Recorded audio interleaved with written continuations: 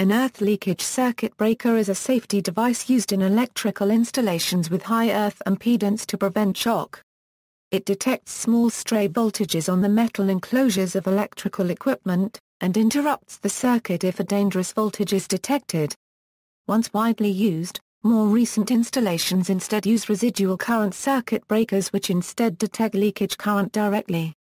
Purpose: the main purpose of earth leakage protectors is to prevent injury to humans and animals due to electric shock. History: ELCBs were mainly used on TT earthing systems. Nowadays, ELCBs have been mostly replaced by residual current devices. However, many ELCBs are still in use.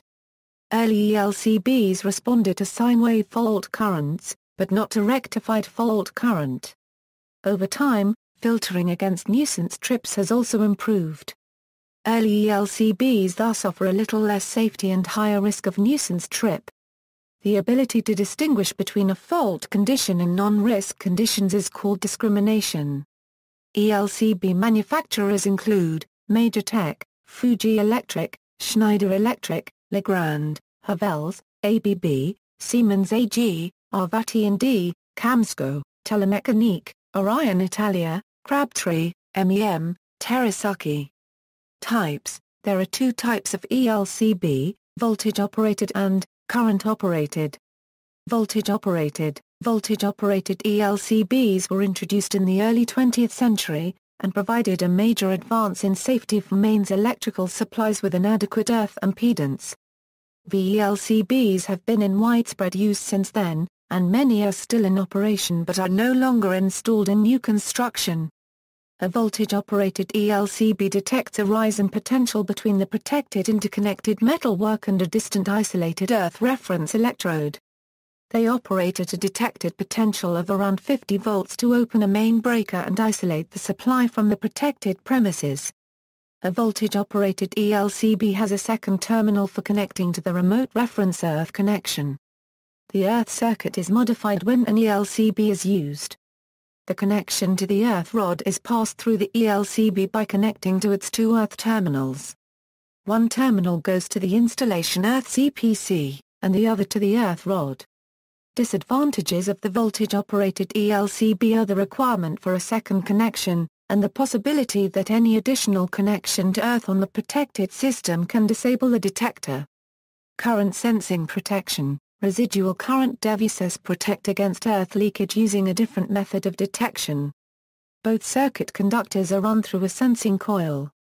Any imbalance of the currents means the magnetic field does not perfectly cancel. The device detects the imbalance and trips the contact. When the term ELCB is used, it usually means a voltage-operated device.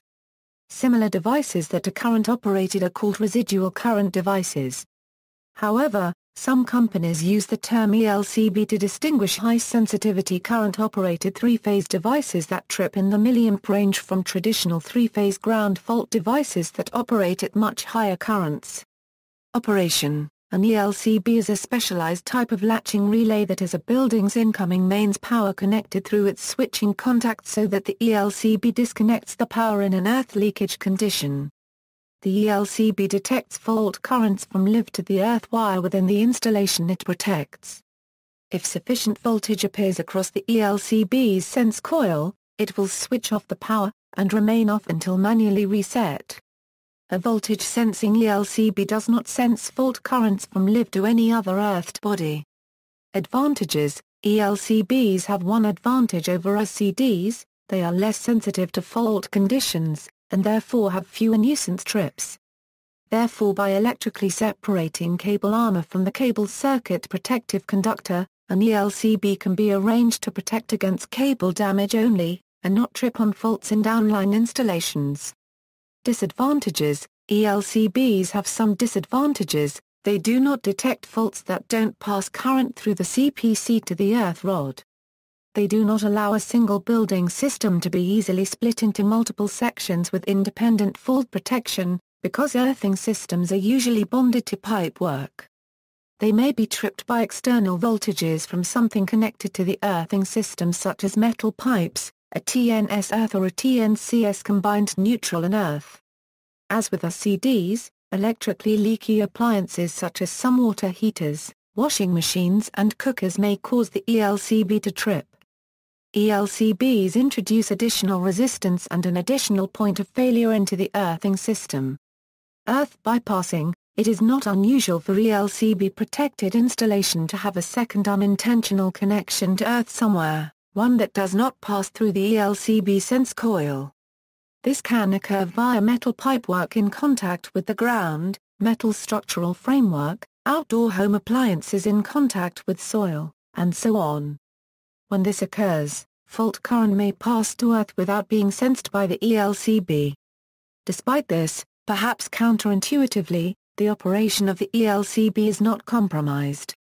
The purpose of the ELCB is to prevent earthed metalwork rising to a dangerous voltage during fault conditions, and the ELCB continues to do this just the same. The ELCB will still cut the power at the same CPC voltage level.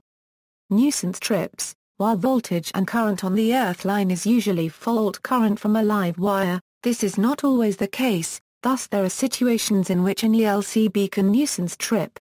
When an installation has two connections to earth, a nearby high current lightning strike will cause a voltage gradient in the soil, presenting the ELCB sense coil with enough voltage to cause it to trip.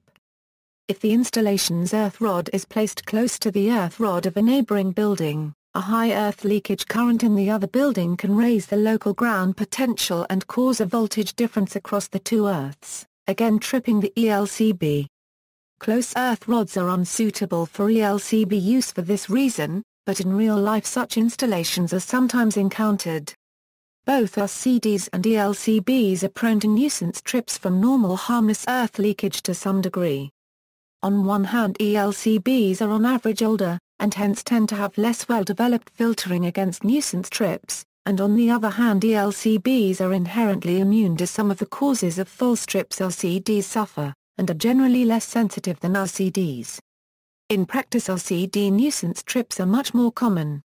Another cause of nuisance tripping is due to accumulated or burden currents caused by items with lowered insulation resistance. This may occur due to older equipment, or equipment with heating elements, or even wiring in buildings in the tropics where prolonged damp and rain conditions can cause the insulation resistance to lower due to moisture tracking. If there is a 30 mA protective device in use and there is a 10 mA burden from various sources, then the unit will trip at 20 mA.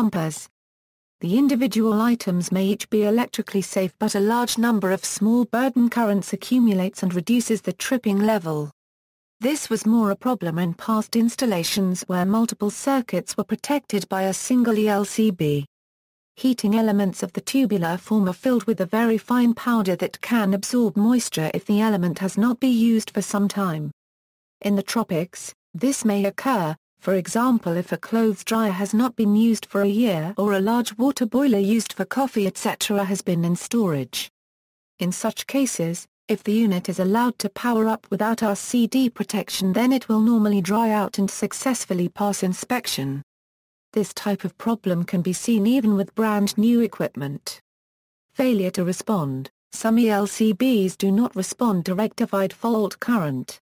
This issue is the same in principle with ELCBs and RCDs, but ELCBs are on average much older and specs have improved considerably over the years, so an old ELCB is more likely to have some uncommon fault current waveform that it will not respond to. With any mechanical device, failures occur, and ELCBs should ideally be tested periodically to ensure they still work. If either of the earth wires become disconnected from the ELCB, it will no longer trip and the installation will often no longer be properly earthed. See also, residual current device, earthing system, references.